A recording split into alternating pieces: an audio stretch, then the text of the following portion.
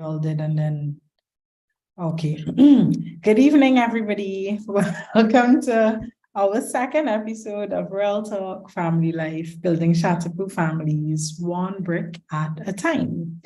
Again, I will repeat my prayer for you in 2023 that you have lots of love, blessings, joy, laughter, and happiness. And tonight we're going to discuss a topic that doesn't necessarily bring that, but we hope that even where we deal with topics that are not as bright and friendly and happy as we'd like, that we still have a joy and a peace and, understanding that helps to bring us through it. So tonight we're going to talk about trauma, definitions, coping mechanisms, and support. Joining us tonight is Mr. Swain Leo Hossain Kadagan, a forensic psychologist and Green Cross traumatology volunteer. Mr. Kadagan, I'd like to just give you the opportunity to say hello to everybody, if you have any opening remarks, and then we'll jump straight into tonight's topic. All right. Good afternoon, everybody. I hope everyone can hear me loud and clear. Thank you all for inviting me to be a part of this wonderful session this afternoon.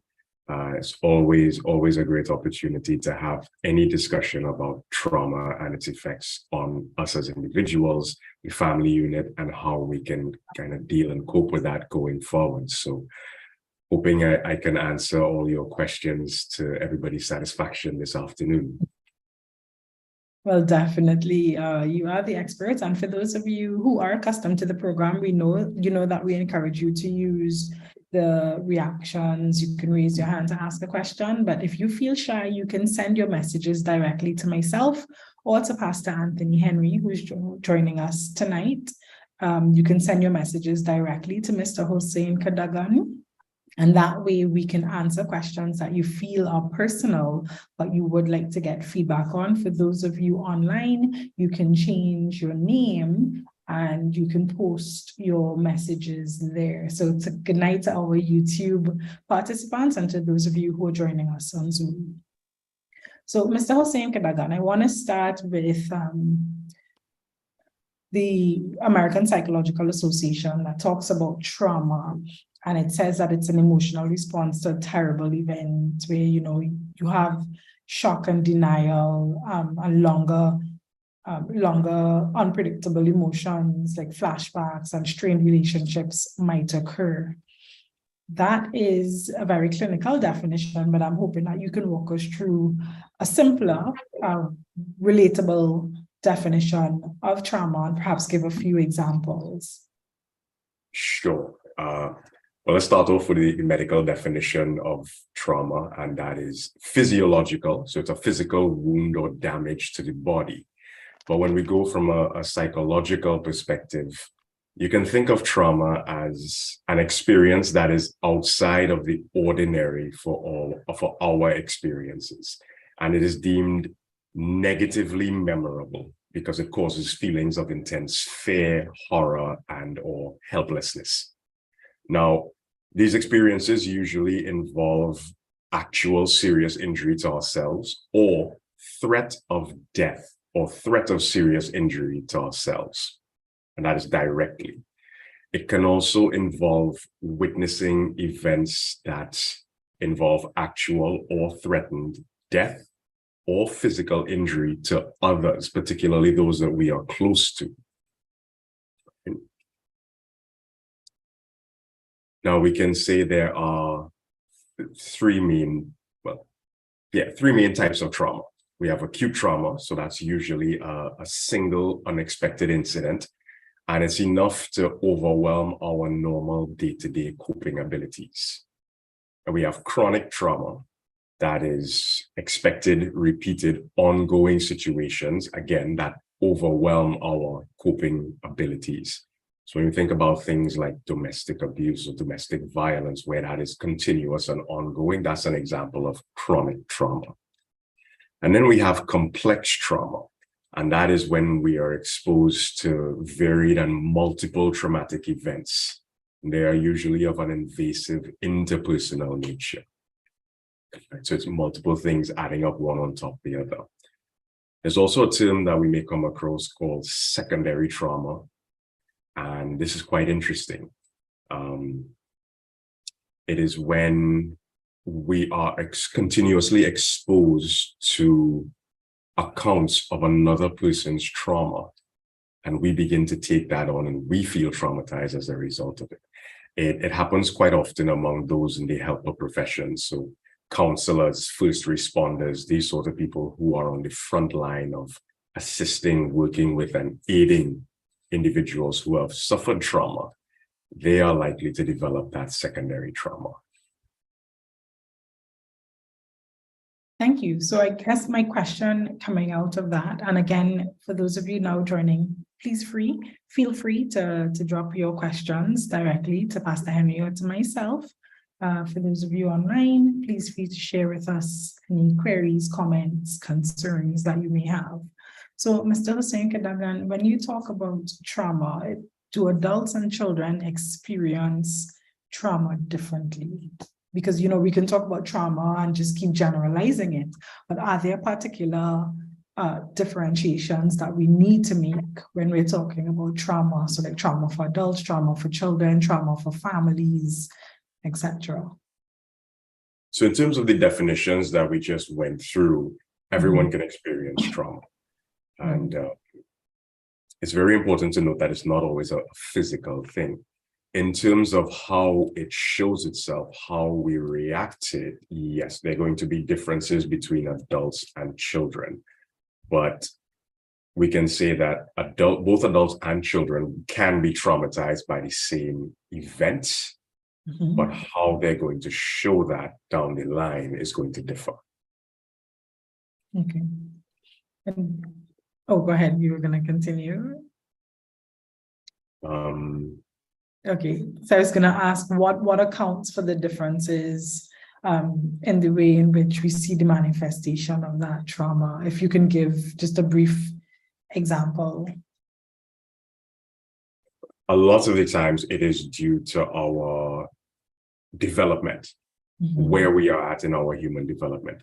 So for most adults, because the ability to process our experiences and to some degree a better understanding of our emotions, the manifestation of trauma is a little different.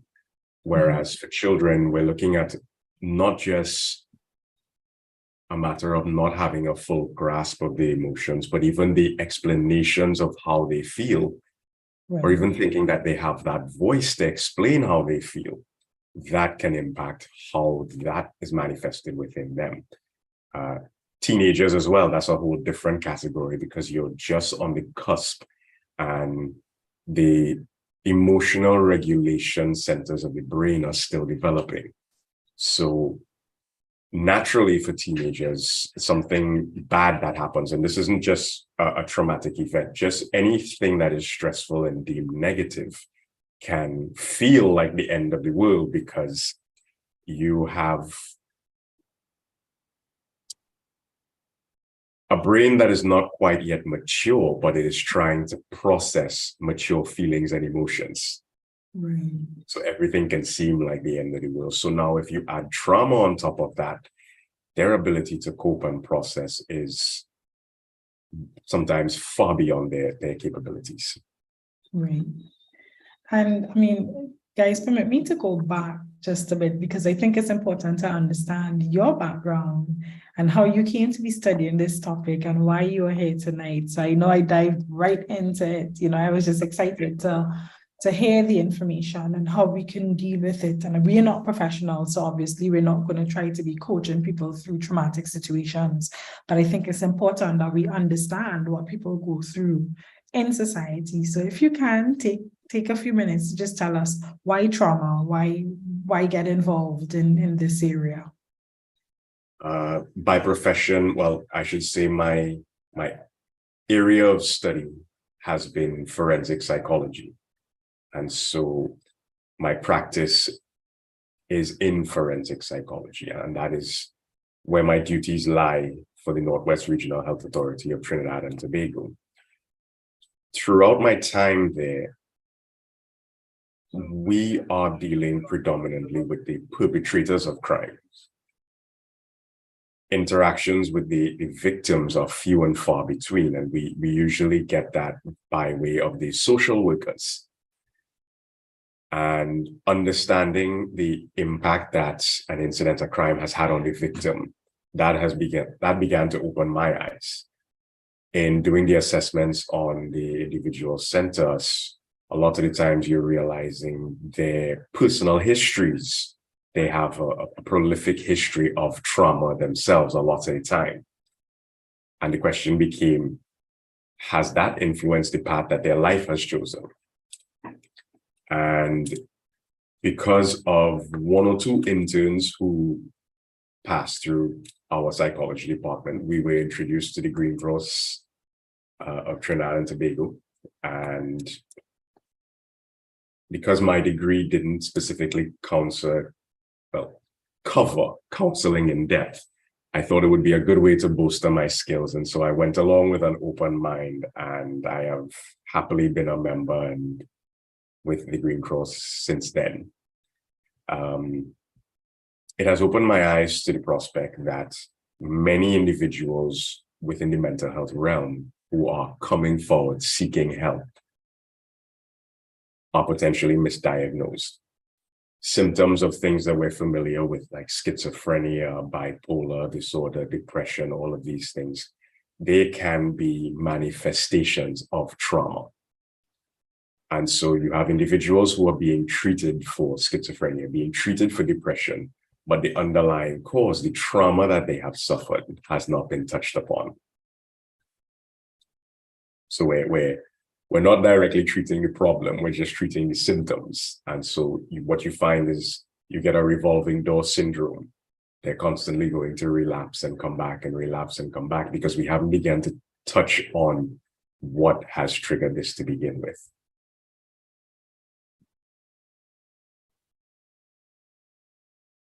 Oh, you're muted. Thank you. Doesn't matter how many times you do this program, at least once that happens. So thank you for sharing. So just to go back, because you talked about treating symptomology and not recognizing that people have trauma. And we started the program this year talking about mental health. And Dr. Janelle Chase-Meyer said the same thing. Our society, we treat symptoms, we treat systems, but we don't unearth or unroot the causes behind those symptoms, and we tend to have a sick society because of that. So I just want to go back to where we started in terms of the introduction to trauma, and you're saying that trauma happens to children, to adults, male, female, teenagers, but our responses to that trauma is different. Do you also see a difference in the way that men versus women respond to trauma, or is the major variation deals with age? And the reason why I'm asking that, not to polarize or have any gender divide, but just, again, in helping persons understand trauma and those who want to venture into counseling, are those things that we also have to consider: demographic information, background, environment, etc.? Very, very much so. There are always gender differences, and reaction to trauma is no exception.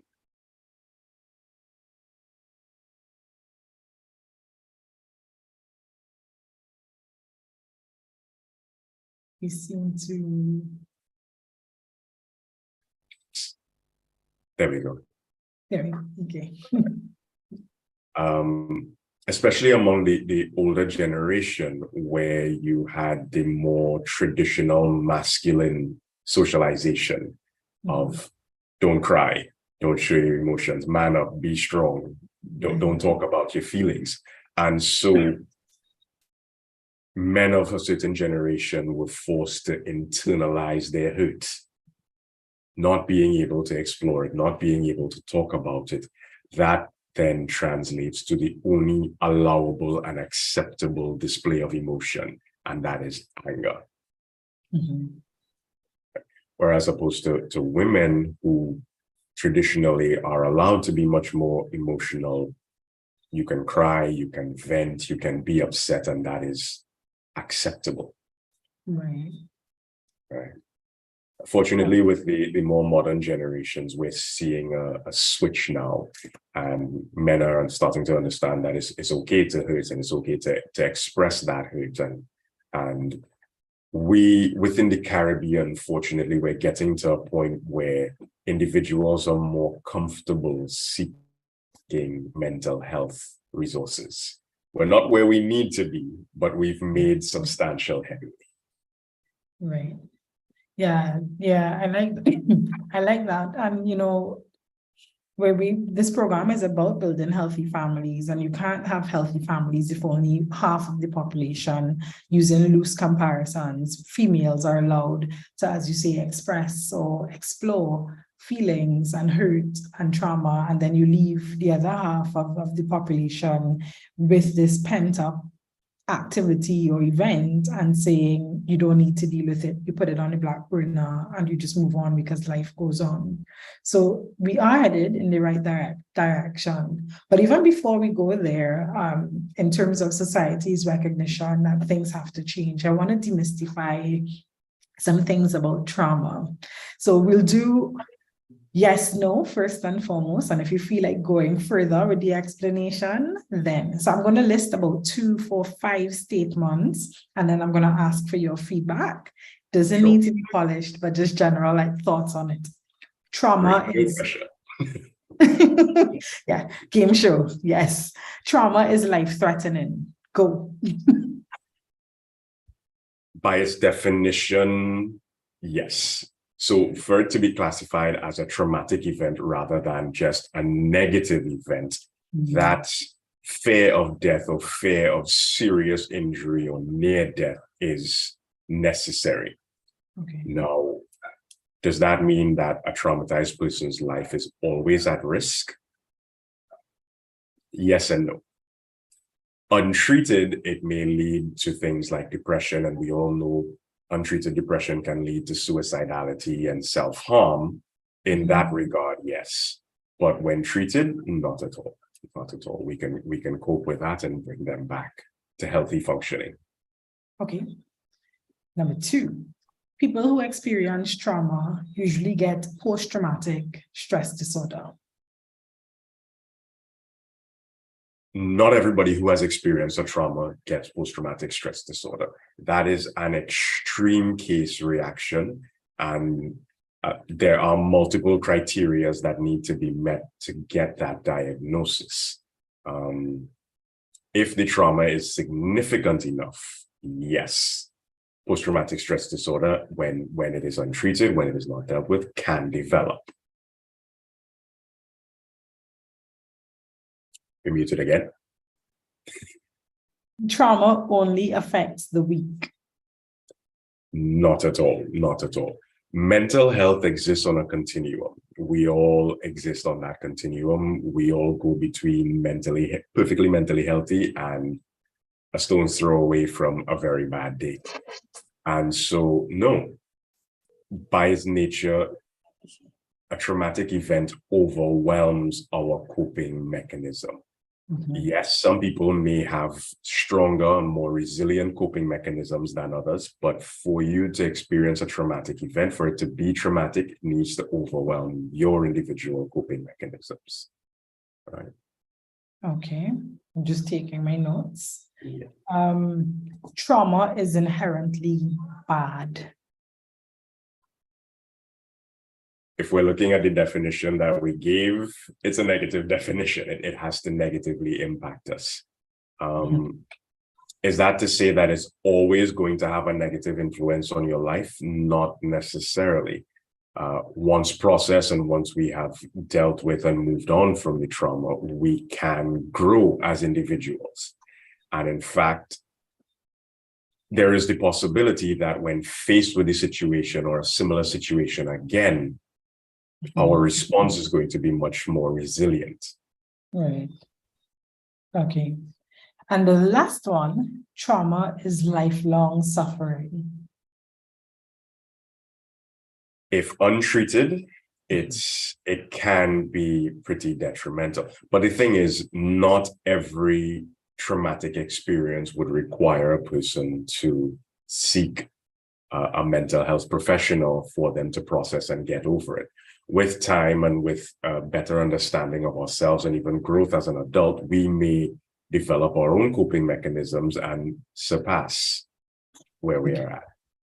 Okay, thank you. Thank you for that. So what I'm hearing is everything or every event is treated specifically, recognizing what type of event it is, and in so recognizing, assessing, and establishing the right treatment. And on the basis of treatment, it would lead to whether or not individuals get coping mechanisms. And if left untreated, that's when we get the extreme. So there's a process before we get to what we see put in the media or in our reporting, but it takes a while for it to get there.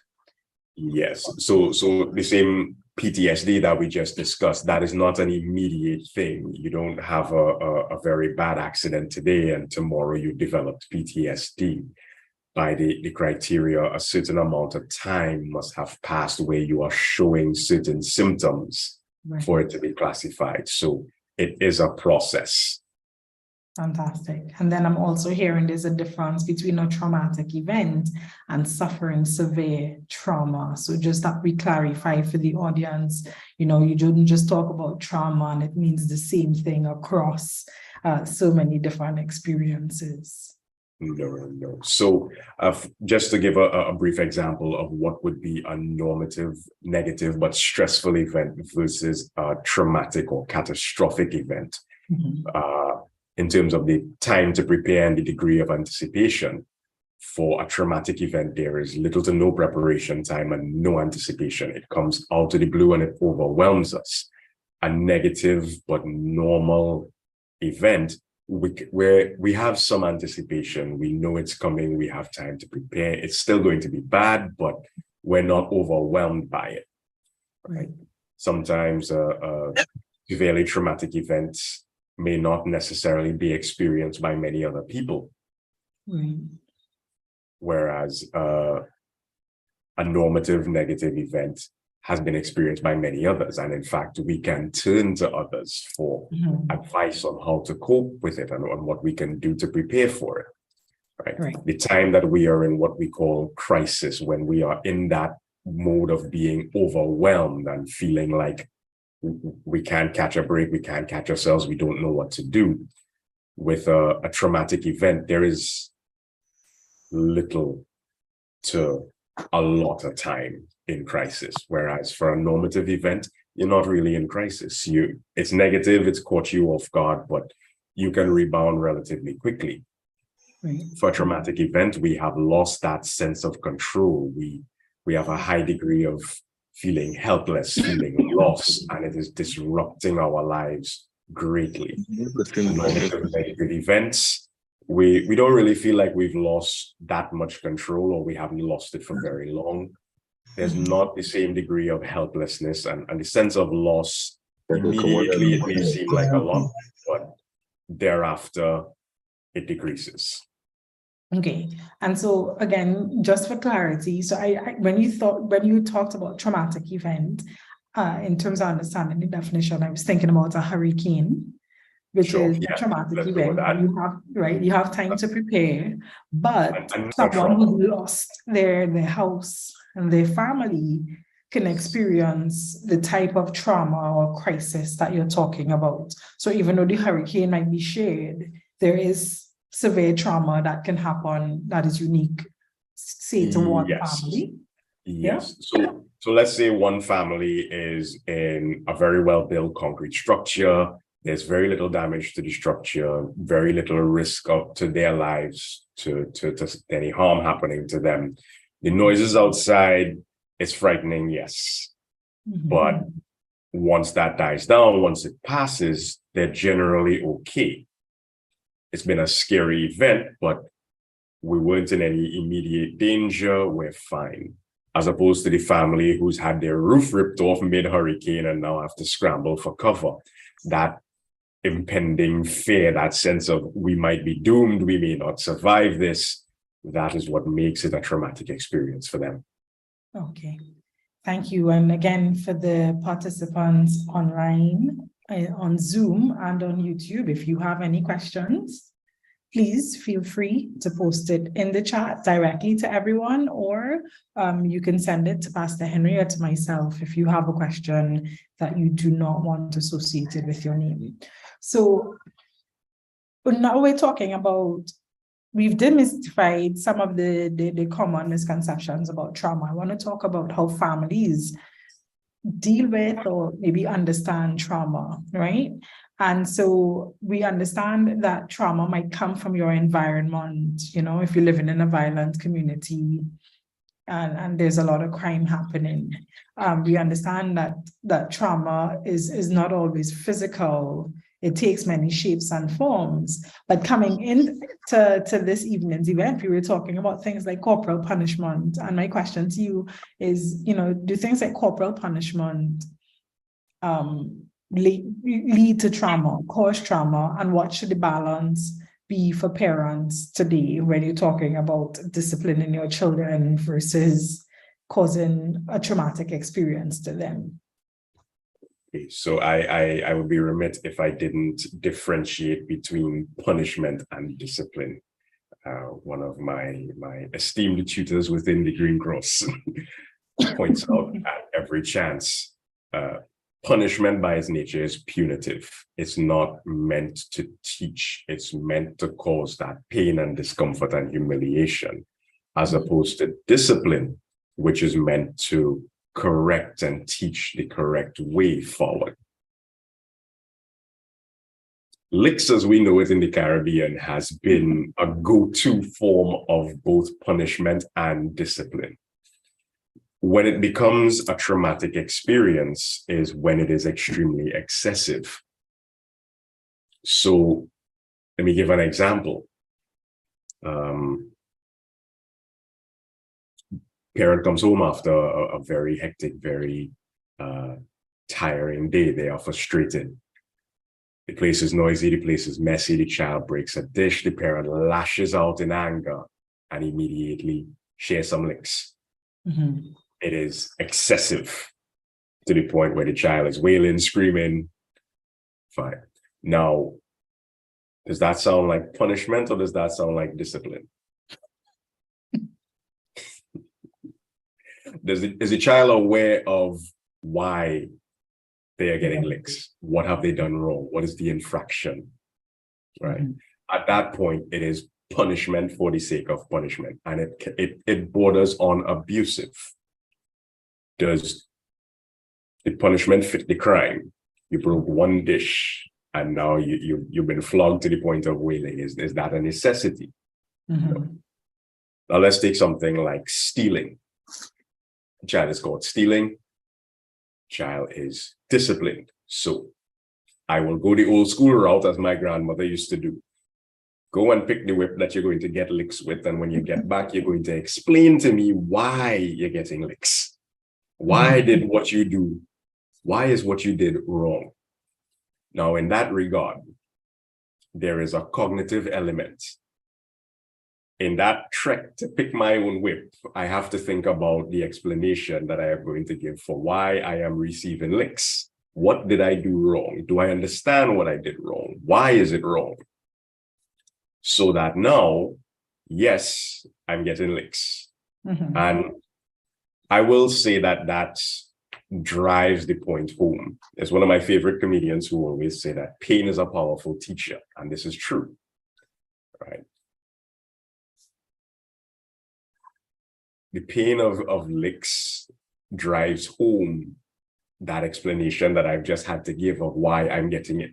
So I understand why this is coming. This is fitting. I have done something to warrant this, and now I know I don't want to do that again. I don't want this experience again. Right. Straight up punishment teaches you don't get caught. Discipline teaches you don't do wrong. I'm writing that down. Don't get caught.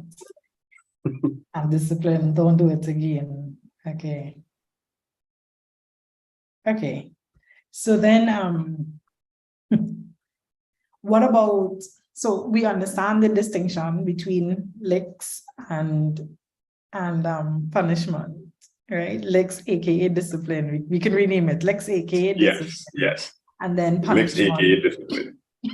And then punishment that causes trauma in a child. So then if you were to say one thing to families related to punishment and understanding trauma, what would it be? If you could just give one measure of advice. Never discipline when angry, because it is not discipline, it is punishment. If you think that the child has broken a rule, there has been some infraction and discipline is necessary, if you feel angry, if you feel frustrated, I will say count to 50, walk around the house 5 times and come back. Okay. At that point, you are no longer lashing out in anger and frustration. You are calm, you are collected. There can be a conversation, that understanding of why you will now be getting licks. Right. Okay. And so going back to trauma, sometimes people experience trauma, go through treatments, but they can't reintegrate having suffered that experience. Are there 1 or 2 reasons why? Is it wider than what we expect? You'd hear things like, I'll use something basic. Maybe, you lost a loved one and the experience feels more traumatic than the other person, but your friend will say, people die every day, people lose relatives every day. I don't understand why you can't just get over it, basically. Right. So the interesting thing in that example, you're describing grief and loss, which is different from trauma. You have normal grief and loss, and then you can have traumatic loss. So if we lose a loved one to sickness, that's loss. We can grieve that, but we knew it was coming. Even if it was, let us say, an unexpected death, they may have died in an accident. It's a sudden loss. Yes, it's a little bit more impactful, but it's not necessarily traumatic loss. Traumatic loss would be more along the lines of, it was a very violent death. And so now that plays on you, that weighs on your mind, more so if you were there to witness it. If it was an accident and you were in the car with them, they passed away, that is now a traumatic loss. And that is completely different, because it's not just the loss that you're processing, it's the trauma associated with that loss. Right. And you also now have, in that example, survivor's guilt plays a major role as well. Why is my life more important than theirs? Why not take me and let them live? So it is a much more complex event that they have to process. Okay, and I'm not sure, because we're streaming, I don't want to be insensitive, and I'm listening to what you're saying, and again, we're taking our time on this because we want persons to understand, so we're going very slowly with this topic. Not a problem. So I remember someone sent me a video coming out of Trinidad and Tobago of a parent being shut down in front of a child. I'm not going to say genders because I don't want to link or make any linkages. And I'm thinking of an experience like that. Is it even fair to ask a question like, how do you recover? How do you start treating someone who's experienced that type of trauma loss versus the normal grief loss that you've just differentiated?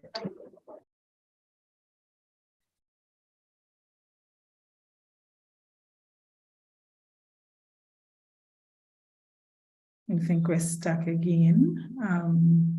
So while we wait on Mr. Hussein Kadagan to come back, I will encourage those of you online, if you do have any questions, please feel free to post them in the chat.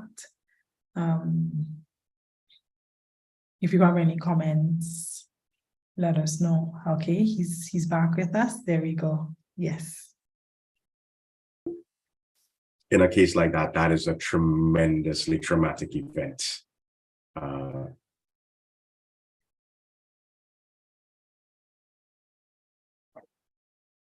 Having witnessed it, where to even begin processing that really falls to the remit of the mental health practitioner who's going to be taking on that counseling.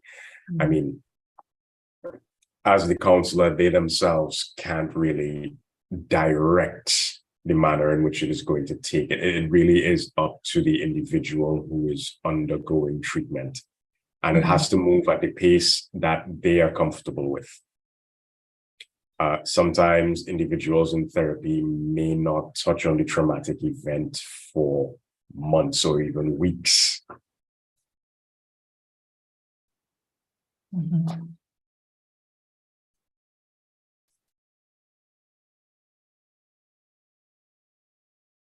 Utilize, which again may not even require them to discuss in depth the incident that caused the trauma.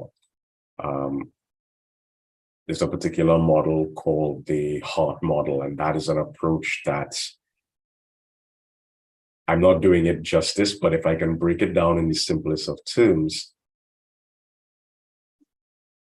one vision of having a conversation with your younger self. It's an approach called the empty chair approach, I believe. And that is one modality used for treating individuals who suffer trauma. They don't necessarily need to discuss the details of the event with the therapist. They're having a conversation with a version of themselves. Right. And so they can have that themselves, and the therapist is just there to guide. And essentially they're doing all the work, but it's happening at their pace. Okay. Fantastic. And the key for this question is, oftentimes we think we can help, we can lend a helping hand, we can counsel, but we want to leave, that counseling through trauma to the professionals. We want to make sure we direct persons where they can get the help and not try to take on that responsibility for ourselves. And when you talk about trauma among children, we're going to move to Caribbean society, but I wanted to read something I found off of the World Health Organization page.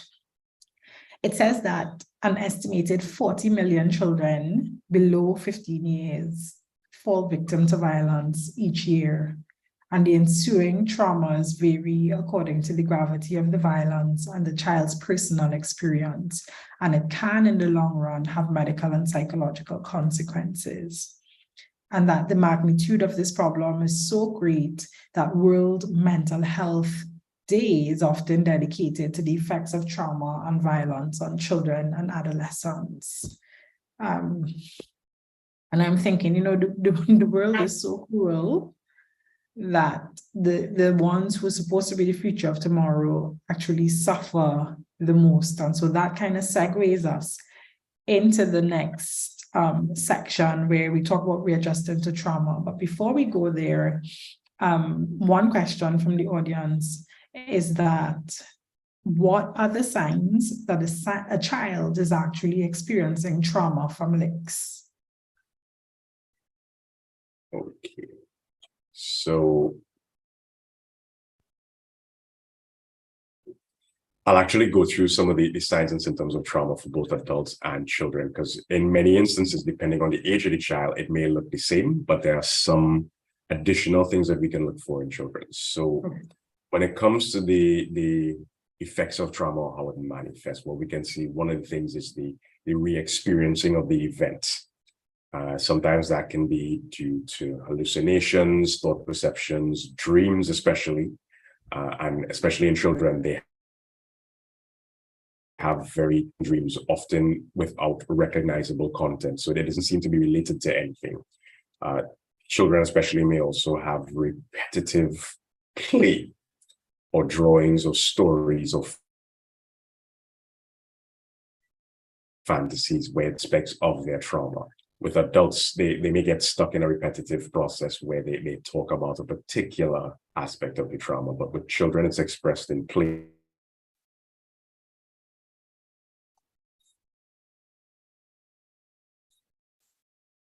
drawings, psychological distress when exposed to anything that reminds them of the trauma. That can be, am I still coming through? Okay, Yes. great. Right. So we can have internal reminders, and those are things like the kind of feelings that they experience during or immediately after the traumatic event. Most often that's things like fear, anger, or even specific. But that's very important because there's a statement among traumatologists: the body keeps score.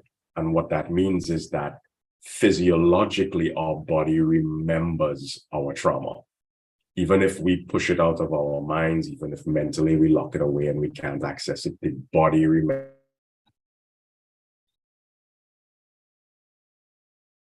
it. You know, dogs, you've been bitten by a dog, especially as a young child.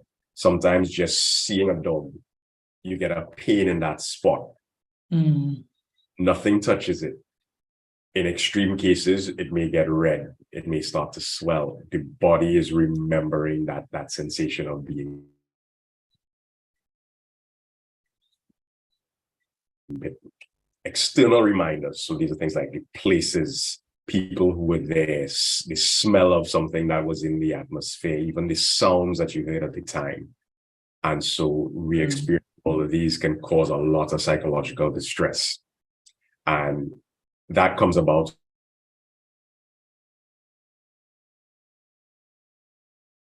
an extreme reaction. Of us, you may develop tics like stuttering. Most people, like I said before, anger is a go-to response. So you can become aggressive and very irritable. Traumatized individuals have a persistent avoidance of all stimuli associated with the trauma, and they may engage in what we refer to as numbing. So any thoughts, any feelings, any conversations associated with the trauma or activities relating to the trauma, no, they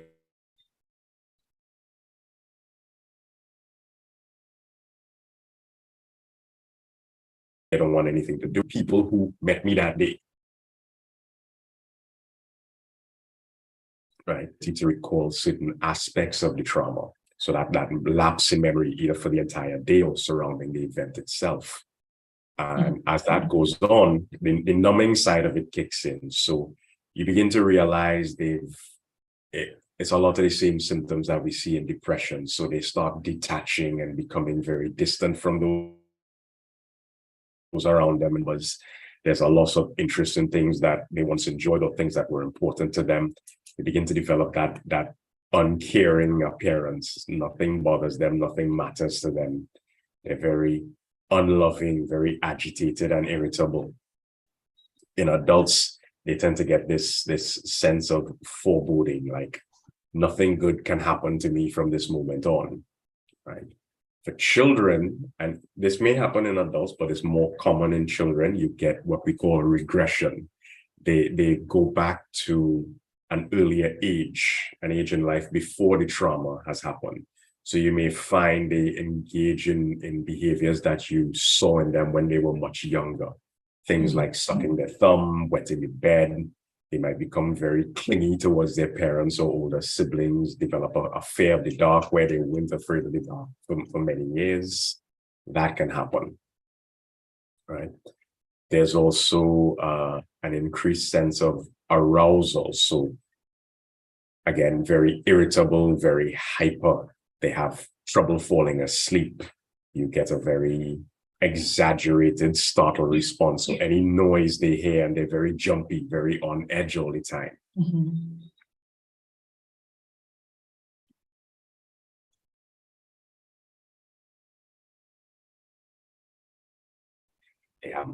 And more often than not, sometimes this can be how children can get misdiagnosed with ADHD, when it's really a trauma response that we're seeing manifesting. Right. Yeah, and I know that's not the focus of tonight's program, but it is just so disturbing to hear you say that people get misdiagnosed with all these disorders, when in fact it might just be trauma that would take, time to help repair. And I want to move it to the conversation about Caribbean society, where we know there's a lot of physical and sexual abuse, violence, and neglect happening. It's not endemic to the Caribbean only, but this is our space. And so you spoke about recognizing the indicators of trauma, and I'm thinking about things like incest, childhood, and even adult sexual abuse. And we discussed physical abuse just now versus corporal punishment. So one of the questions I have coming out of that is, if I have a friend whose son experiences sexual assault, and even though he's undergoing therapy, he's not handling it well. So you're seeing the rebellious behaviors, the anger that you spoke about, which is against what we know as the nature of this child. What are your suggestions on helping that child, or even helping the parents who might obviously not know what to do or not know how to help restore, if they could even restore what that child has lost? Okay. So because I don't know the situation at hand, it's very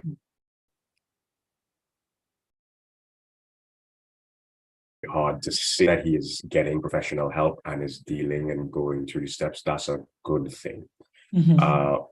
Yes, sometimes that irritability and anger, that is part of the process while they are going through the necessary steps to deal with and process what has happened. It's hard to say if this is just part of that normal process. It's hard to say if it may be that, perhaps the environment does not feel quite safe for him. It could also be quite the reverse. Sometimes if you take a traumatized person, especially when we're talking about long-term abuse, and you put them in a safe environment, you are more likely to start seeing this lashing out behavior. It's an interesting phenomenon, because what tends to happen in situations like that, where the abuse may have gone on for quite some time, and now the individual may have gotten used to it. And what I mean is they know what to expect. They know it is coming. They can prepare and guard themselves against it to a degree mentally. But now you have put them in a safe environment where what has become the norm has been removed. So it's kind of like being used to being in battle all the time, and now you're not in battle, but your body and your mind is still primed for it. And what can happen in such individuals is they don't trust that safety. I once believed in safety, and that was destroyed. That was taken away from me. If I trust this safety, it may happen again. So I can't trust it. So I need to rebel and fight against it. Sometimes that can happen. It could be any number of one of those things. The best way to support. What happened? Didn't you hide? Didn't it already? 1 second. I think someone's mic is on. I'm just asking all the participants to mute their mics. Thank you. Go ahead. Right. One of the best ways that the young man can be supported, time and understanding. Continuing to see the professional, just to understand this is part of the process. Yes, this is what he's feeling. This is the way that he's expressing and manifesting it. Encouraging him to talk about that feeling, talk about that anger, even possibly redirect it into maybe art, maybe drawing, maybe writing. They can have a creative outlet for it. One of the most important things we can do is honor what a victim of abuse has done to survive. It's a very hard thing to say, more so because they may be experiencing a sense of guilt, a sense of shame. Sometimes they keep asking those questions. Well, maybe I didn't fight hard enough. Maybe I didn't try enough to alert somebody else. They did what was necessary at the time to get through it, and that has to be honored. And that goes a long way into providing support for them. Right. I have so many more questions there, but we're getting the direct messaging for questions. So I want to jump to a few of those. We're going to go off script a bit. So one statement is, just to clarify the discussions earlier on grief and trauma, is it safe to say that all grief does not have trauma, but all trauma has grief? So if we're dealing with trauma, we must also be dealing with grief. Yes, Okay. that is very much correct. For the simple fact that trauma in and of itself is a loss. It has been a disruption in our normal life. We've lost that sense of normalcy, that sense of safety, that sense of security, that sense of, I know what's coming next. So yes, we're dealing with a sense of loss in that regard. Okay, and then a follow-up question for the situation we posed earlier in terms of a child who's been sexually assaulted. How do we care for those close to us who are traumatized by such events, whether that is and you basically just answered it to some extent just now, but again, reiterating those who have suffered a traumatic experience like a dog bite or car accident or even licks. If you were to list 3 things, what would you say to us? Patience is a virtue. Patience is essential. Patience is necessary. We cannot bombard them and ask them, talk about how are you feeling? How are you doing? Talk to me. No. Be there, be present, be supportive. When they're ready to speak, listen.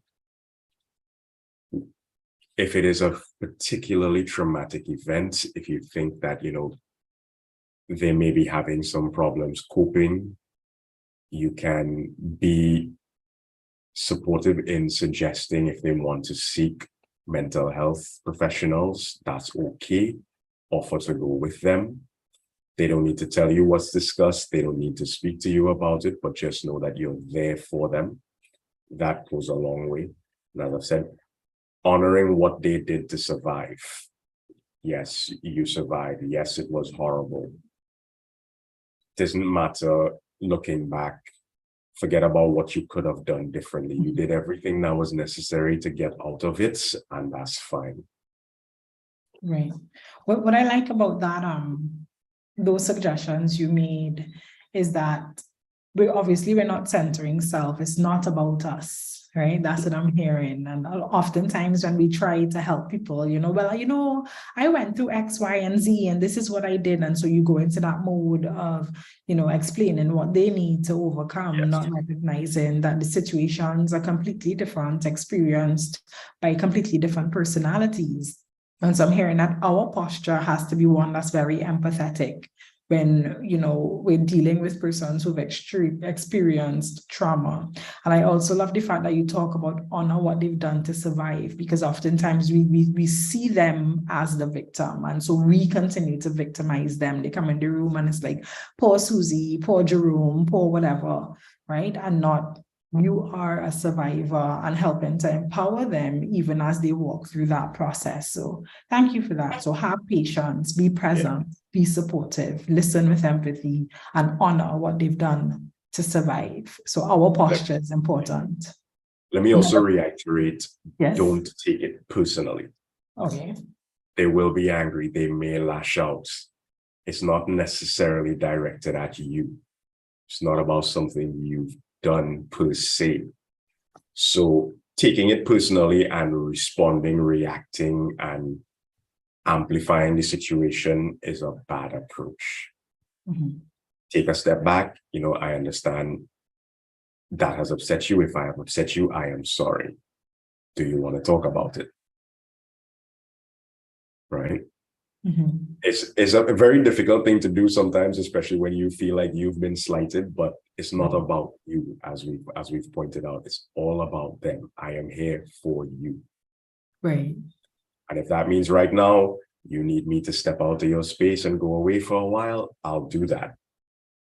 Give me a call when you want me to come back. Right. Right. Okay, got you. Another question.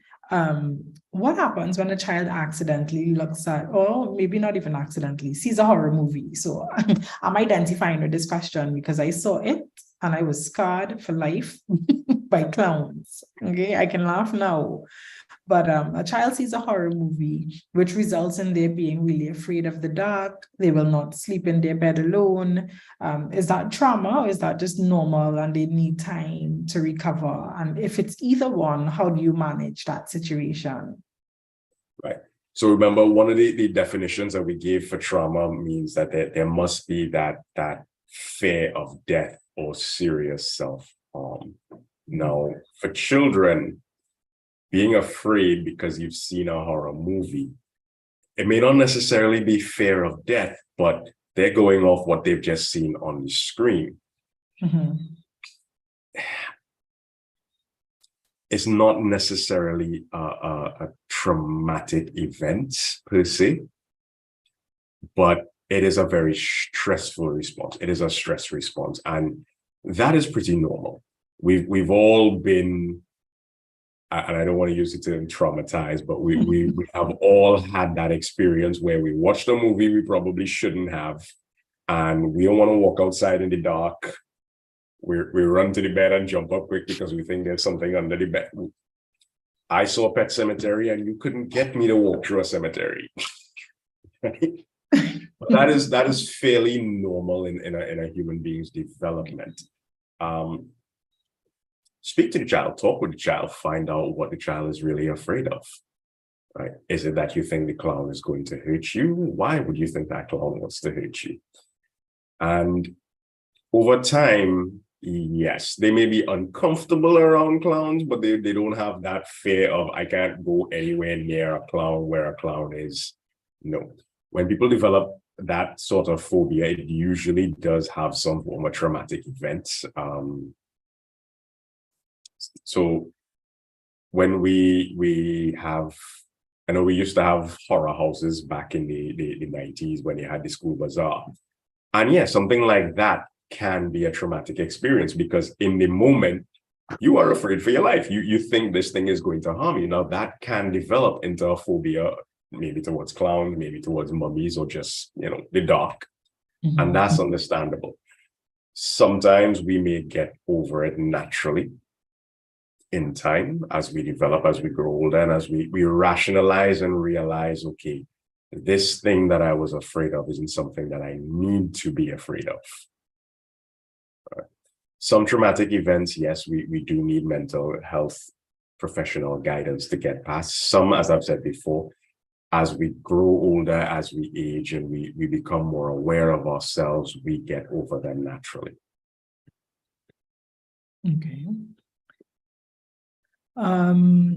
So we have just a few comments. Maybe letting the child, and this goes back to the situation of the child who's experienced abuse, have their space to overcome the problem, because that abuse can leave a permanent scar to the child's life.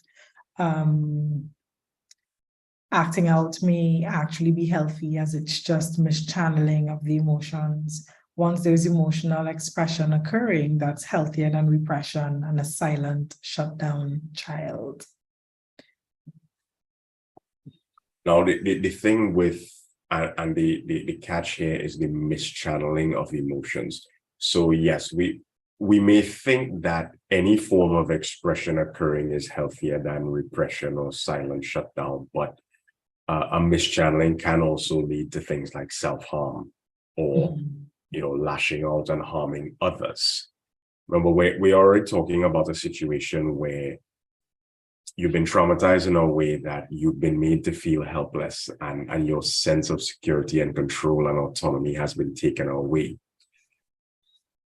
With improper channeling, that can now, anger can become a tool to reclaim that sense of lost control. Mm-hmm. And that can now become, I will bully others so I can feel good, I can feel in charge, I can feel like big man on campus. So we don't want to necessarily allow a mischanneling to run rampant. But the commenter is right. There is a healthy aspect of that anger. It is part of the process. It has to happen, but we can still stay and be supportive and make sure it doesn't become misdirected. Right. And when you talk about misdirected or mischanneling of the emotions, is that what we also see from victims of sexual abuse who tend to become promiscuous? You spoke about the promiscuity earlier in the program, and then you start considering different types of sexuality. I know on the previous programs, Pastor Henry would have talked about encountering someone who was transgender as a result of childhood sexual abuse. Is that the same idea of mischanneling that we're speaking about, or is it something completely different? A little of both, actually. So yes, I'm not saying that everybody who experiences sexual trauma is going to go on to question their sexual orientation. It happens in many instances, in many cases. Now, that in and of itself is one thing. But so the promiscuity that we spoke about, that is an extreme reaction. As I mentioned, you've had that sense of autonomy and control in your body taken away from you. So individuals having a bad reaction to that, they go into one of two modes. This is never going to happen to me again. I am not going to allow anybody to touch me ever. They shut down and close off of who has access to my body. I am choosing who I give it access to. Both can be very unhealthy extremes. It can lead to more problems down the line. Okay, no problem. And so, we want to take time again. If anyone has any more questions, we'll pause and address those. We want to just talk about dealing with it, normative mechanisms moving forward. And I want to first ask, how can the individual who's experienced trauma deal with their triggers? I know in preparation for this event, we talked about Army officers who, re-enlist because they can't live in what we perceive as normal life. How do persons who's experienced traumas deal with triggers? Again, it varies from one individual to another. With some who have the wherewithal and the understanding of, this is my trigger, this is going to make me angry, that I am going to have a negative reaction to this. They may employ different coping mechanisms to deal with it. And this is something that you're going to find as individuals who go to therapy, go to counseling, seek counseling, and discuss and learn this through therapy. They actively engage in that sort of management. Right. So let's say you had a very horrific car crash, and maybe you've been to counseling to deal with it, maybe you have not. But if you take it upon yourself, you know what, I want to be able to drive past that spot again. So your first foray is exposure. I am going to sit as a passenger in the vehicle and be driven past that spot. It's going to be hard. It's going to be difficult. You're going to react. You may get through it. You may not. You may decide to stop. Some people may go on and keep trying and keep trying. They're preparing themselves. So they've gone with a trusted person. They have a support network. They are slowly exposing themselves to the location again. That's just one example. I'm not saying that works in every case, right? Now, we can engage in various coping mechanisms, whether that be relying on our social support network, whether that be, seeking anti-anxiety medication from a psychiatric practitioner to help with the day-to-day anxiety that comes with it. That's one thing. I will always recommend individuals seek counseling. It can't hurt, and it's always beneficial. Even if it's one session to go to, it helps you get the ball rolling. Okay. And so again, speaking of intervention, no, before we get to interventions, what if, and again, I recognize that every situation is different, but what if I see signs of trauma in someone, but that person fails to acknowledge that they've actually gone through trauma? What do you suggest we do in that situation? Because obviously, you know, we're not professional, but it's obvious something has happened to this person. What advice would you give?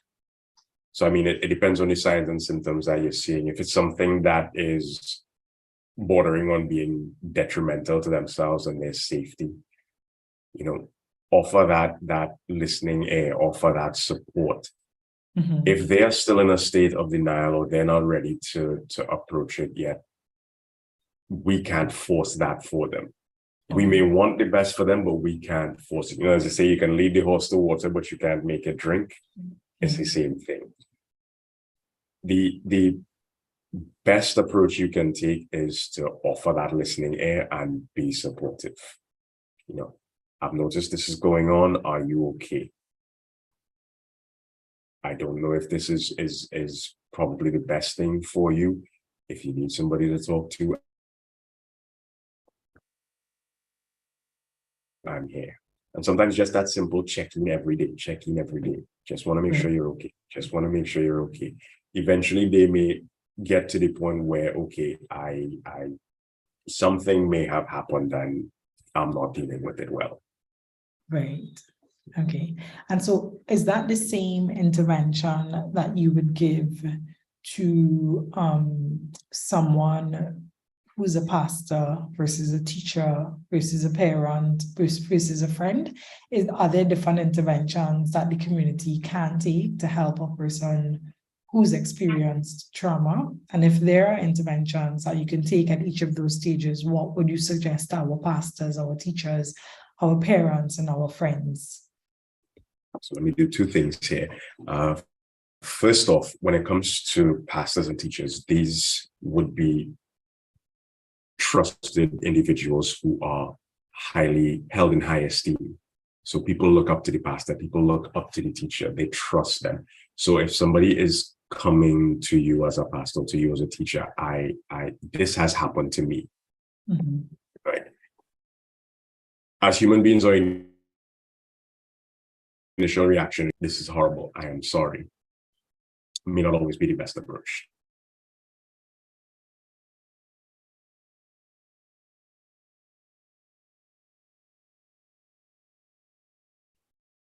Did we? Be almost appalled by it. For some individuals, that can now make them feel tainted. Like I'm not worthy of being helped. I should be more ashamed of myself now. And so I go back to that basic, you know, you honor what they did to survive. That has happened to you. How can I help? Let me put you in touch with somebody who you can speak to if you like, if you want. Sometimes they may disclose to you and only you and may not want to speak to anyone else. Mhm. Your job at that point is to be supportive. Always make that offer to go with them to a professional. If it's something along the lines of sexual abuse, by law, we have to report that. It is now a crime. We are aware of a crime. So encouraging them, okay, you know, this is happening. This is something that is against the law. The authorities should probably be informed. Would you be comfortable doing that? And they may not be in the moment. Mhm. Stay with it. Stay with them. Be support when they're ready, yes. But I mean, legally, you may be required to make the report. Right. And that, yeah. No, sorry, you can finish. If it's something a little bit more within the legal realm, if the person is a victim of domestic violence, domestic abuse, you know, you make that offer. Do you want me to organize a safe space for you? you start reaching out and engaging in the necessary parties with the person's consent on their behalf, if they allow it. The most important thing you can do is, again, be supportive and honor what they've done to survive. Can't stress that enough. Once we start at that point, you can begin to build their comfort to want to go to the necessary authorities and to want to seek that mental health professional. Right. Okay. So again, just it's so varied, it's so broad a topic, but yet it's so simple in the way in which we can approach it as lay counselors or as just the community supporting that individual, in terms of the advice that you're giving. We don't need to make it scientific. We can lead them in the direction of that help. So trauma is complex, but we can't. If I can also say, for members of the clergy, for teachers and that sort of thing. So the Green Cross of Trinidad and Tobago is not just for Trinidad and Tobago alone. The organization is out there training individuals on how to handle these situations, what they can do to be supportive. Right. Touch base on the website, touch base on Facebook, reach out. Training activities are constantly ongoing, especially if you are members of the clergy, teachers, nurses, health practitioners of all walks. This sort of training is essential. Sometimes, I wouldn't say sometimes, you are most often the first point of contact when somebody decides to disclose. Being trained how to handle that is essential. Now, let me say that you're not being trained to be an in-depth counselor. No, this is, as the name suggests, Green Cross. Think of the Red Cross. We all know the Red Cross Society. First aid. You are not a doctor, you are not a surgeon, but you can provide triage until someone can get to that professional help. And this is no different. Green Cross is imparting the skills for you to give that mental health triage to help someone get to a mental health professional for further care. Right. And I also, now that we're talking about interventions, right? Because beyond Green Cross, I believe it was Find Care, TT, is one of the, so speak to us a bit about that. Right. So the Ministry of Health of Trinidad and Tobago has created an online database. You can search for it on Google, Find Care TT. So for those of you within Trinidad, this is a database of mental health and general health practitioners that's available. So if you feel like you've been a victim of abuse, or you are having problems just coping with life on a whole and you want that help, this is a database that allows you to find resources, both free and private practitioners that are available. It even goes as far as to list hotlines that you can call during times of psychological crisis. One or two of those even have WhatsApp hotlines that you can access. So for those of you in the wider Caribbean, that may also be an option. A lot of private practitioners also have a hotline that can be accessed as well. So it's not just a resource for Trinidad and Tobago. All of you can access it. You may find something useful on there. There's even a few apps that they have links to that you can download for your iPhone and Android phones that will put you in touch with additional hotlines and WhatsApp support groups. Okay, thank you for sharing that. And I know Pastor Henry is going to share with us at the end of the program different areas where you can seek help in Trinidad and Tobago and in Barbados to start. And we would start accumulating those help hotlines for the region as we continue to talk about trauma in 2023. I want to go back to the point about recognizing the indicators in someone who's experienced trauma and they are saying otherwise, no, so it hasn't happened. And I think there's evidence to suggest that sometimes the abuse is being perpetrated by a family member, perhaps the breadwinner, perhaps the person in the community that's esteemed, and so the victim feels like there's no one to turn to. What would you say? What would you advise of someone who might be experiencing, whether it's physical or sexual abuse by someone in an authoritative position in church or in the family, and because they recognize the ramifications of having that person reproached by law or sent to jail, they accept the responsibility. I want to make sure I'm using the sensitive enough words, but they take on this responsibility to stay victim of the abuse, or doing what they can to survive is the phrase that you've been using tonight. What would you say in that situation? So I'll tackle it from the family side of things, but it sort of goes the same along the way, even with the church and other. Anybody who's in that position of power. So denial comes twofold. It may be the victim themselves denying it because facing it comes with a certain degree of shame. Mm-hmm. The perpetrator will also deny it. In many instances, the perpetrator may encourage the victim, especially if it's a child, to keep the abuse a secret from outsiders, especially more so where this is happening in the family. And so that sense of family loyalty is played upon. Don't tell, don't bring shame to the family.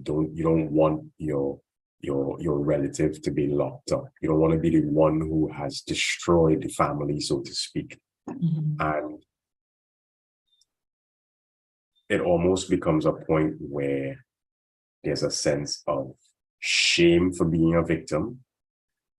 And you're not just discouraged from reporting, but also you can potentially now become the enemy of the family for reporting it. Right? In instances like that, we stay, we support, we encourage. It is not your fault. You are not the one in the wrong.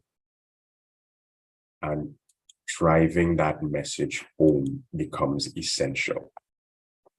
We want to, where possible, minimize that sense of shame and guilt. Right? Only when that happens will we start making headway towards having the person actually now disclose to the relevant authorities, and we can get the ball rolling. The main goal is to get them to the point where they are no longer facing that abuse on a daily basis. And it can, for us, the outsiders, for us, the onlookers, it can be a frustrating experience because the urge to help is strong, but we can't force that. Right? Even in a matter where you make the report to the police, they have to go, they have to investigate, they have to ask questions, denial will continue, and the police can't barge in and take the child. They just have to take that denial at face value and leave. Right? Matter of, have you now put that individual in further danger? Right. So it's difficult, yes. You can alert the authorities and the ball can get started. You encourage, you give that positivity. You are not at fault. I am here for you. What do you need? I am here for you. Eventually, you're going to get through to them. Okay. So you don't relent. Okay. I mean, it's one of those catch-22 feeling kind of situations. Yes. You do need to alert the authorities, but at the same time, their hands are tied. yes. Until the victim says, I am a victim, sometimes there's not a lot they can do. Yeah. And that's, in some ways so unfortunate. Fortunately, now, at least in Trinidad, we have like the Children's Authority, that kind of thing. There's a hotline you can call. You think a child is in danger, and they get the ball rolling immediately. Even if that means, listen, we've got a report. We believe that this child is in danger, so we need to remove this child from this location right now. until we can get this sorted out. Right. Okay. So there It's is a little, but it goes a long way. yeah, no, Right. so I mean, I almost felt defeated just now. So there is hope. And we Yes, are there is moving always. in the direction where, you know, you can provide more support for victims. The fact that there are hotlines and there are spaces where you can find help. I think that also is very important. It's definitely more, I know more now than I did a week ago about, you know, trauma and support and hotlines, etc., and how we can get persons the help that we need. I don't know about Barbados, but I know in Trinidad there is an entire section of the police force that's dedicated to the victim and support unit, and they are attached. So you call and you say, I think a child is being abused, and they will, that's it. That's all they need, and they will get the ball rolling. Right.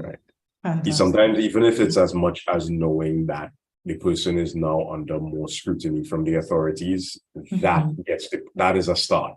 That's better than nothing. It starts the process at least. Yes. And again, you stay there, you keep offering that support. Yeah. And I also like the fact of you highlighting what the Green Cross does, and it's not just within the borders of Trinidad and Tobago, but they offer training for pastors, etc. So for persons who might want to get involved in terms of helping persons who've had traumatic experiences or dealing with abuse, etc., there is training available. You know, you don't have to have 5 degrees to get it done. But I'm also certain that they would do their own investigations into persons who come to offer training. It is just about 8:52. I do not see any additional questions or comments, but I'm going to ask you to give your final thoughts on trauma. This is just an introduction to it, and we've already spent an hour and a half. So imagine when we start picking out different aspects of it, it could be so much more discussion. So in closing, trauma, final comments. What do you want us to know?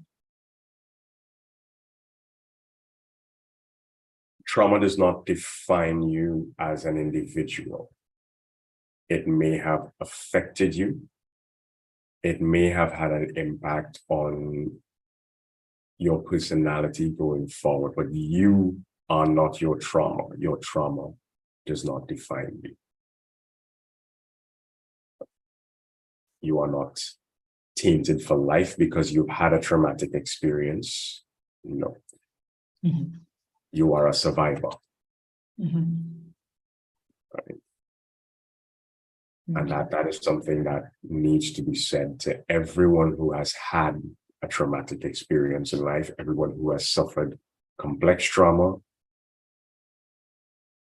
You are not your trauma. Right. Right. So, you know, it begs the question about behaviors, and when some persons say, you know, I've suffered complex trauma and that's the reason why I am the way I am. I like that you're breaking the ceiling on what we think about it. You are not your trauma. It doesn't define who you are as an individual. You are a survivor. And then for those who support, be patient, be present, be supportive, listen with empathy, honor what that individual has done to survive, and don't take it personally. Posture matters. Always encourage them to seek professional help. Yes. Yes. Mr. Hussein Kadagan, it's been such an honor for us to have you here this evening, breaking down trauma. We call it Trauma 101, and the ways in which we can address it as a community. I'm going to open the discussion and ask Pastor Henry to jump in. I don't know if Pastor Francis is online with us tonight. I haven't had an opportunity to scan the participants, but I'm going to ask Pastor Henry to comment. We have just about 5 minutes, and then if someone is bold enough to make a comment or ask a question on air, that too will be welcomed. If not, we will close off this evening's proceedings and talk to you a bit about what is going to happen next. Pastor Henry, over to you. Thank you very much, Dr. Sutherland. Mr. Swain, Leo Yes, sir. Kudagan, thank you so very much for enlightening us. I was enlightened in my in the prep session, and I discovered that my anger problem that I always spoke about, it probably developed because of the licks that I got. And I had such a great revelation. I usually walk in the morning, and during my 40 minutes of walk this morning, I don't know who brought it to my, whether it's the Holy Spirit or what, but it dawned upon me that anger problem that Moses, you remember Moses? I always talk about his anger problem. And it dawned upon me that the aspect of Moses's life that we glorified could have definitely caused this problem. The child was abandoned, given to parents that were not his. He was made a prince, and his mother is there to tell him, these are your people that are slaves. And so he is in conflict throughout his life. And he could understand the trauma. So he sees this man beating an Israeli, and he kills the man because he has all this pent-up anger within. Mhm. So sometimes, you know, we ourselves go through a lot before we were saved, and if we are not taught, if we are not you know, educated in this way, we go through life with some of these issues and we don't even know why. And if we don't know why we are behaving in a particular way, we can't find solutions to them. And so thank you very much, sir. You have opened up a lot for me as an individual, and I hope that we all have benefited in the same way. Let me say thanks to, so I'm seeing a few of our panelists. I think Donna is our friend, Donna Bab Egar is on, and she is the AG here in Barbados. Nice having you again, Donna. Also, I see the wife of the late Pastor Wayne Boland, Sister Catherine Boland, is on. Our panelists, Kerry Croverdor, previous panelist, Kerry Croverdor, and Kadeen Dorset. And I met Mr. Reverend Roger Constantine in Trinidad. I think it was on my last visit last year. Nice having you, Reverend. And I'm seeing a name here, and I think if I pronounce it right, it's the person that I'm thinking about. It's Shokrist. I hope I pronounce it right, and your parents are Garcias, I believe. I don't think I've only met one person like that before with that name, and you were the second to have had that name. Nice having you if you are the person. And all of you who have joined the program this evening, we really thank you very much for joining, and we trust that this was an interesting program to you. So Dr. Sutherland, you want to talk about the next program, the follow-up? Yes, I think we will be delving more into trauma, and we are perhaps going to take it from a spiritual perspective. You know, what is the biblical or church approach to mental health crisis and trauma? So 2 weeks from now, I can't tell you. The 14th. Lovely. So let's share some love for victims and survivors of trauma. It's Valentine's Day, Pastor Henry. We may not have a lot of people on then, but that's okay. We will reach out to you, let you know what's happening, but we definitely want to spend some time addressing this topic so that we can help families become shatterproof one brick at a time. Yes. And so thank you, everyone. Dr. Sutherland, let me just share some information here. Yes. Share my screen.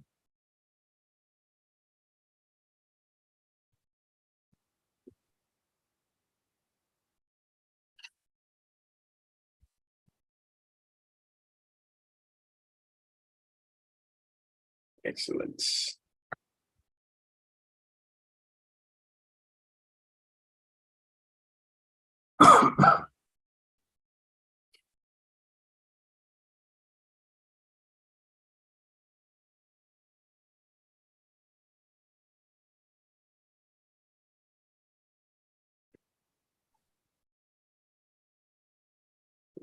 you.